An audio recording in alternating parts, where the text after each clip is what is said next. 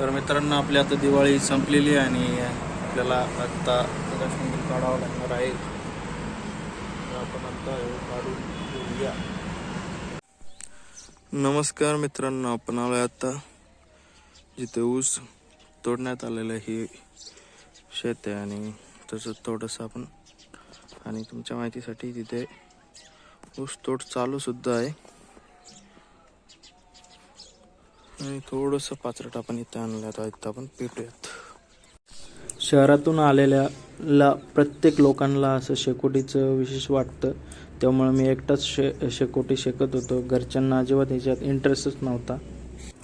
दुपारच्या वेळी ऊस तोडून झाल्यानंतर तो ट्रॅक्टरने बाहेर काढायचा प्रयत्न चालू होता आणि घरचा एक ट्रॅक्टरने त्या ट्रॅक्टरला जोडून टायली एवढी भरलेली ऊसाची आपण बाहेर काढत होतो. मी काढत नव्हतो, मी फक्त बांधावरनं ऊस खात बघत होतो, त्या ट्रॅक्टरची मजा बघत होतो. मला असं वाटलेलं की थोडं काहीतरी ॲक्शन सीन घडेल याच्यामध्ये, ठकठोकचा, पण काही झालं नाही. इकडे बैलगाडी उभी होती आणि मी एकटा ऊस खाण्याचा आनंद घेत होतो छानपैकी वावरात बांधावरून.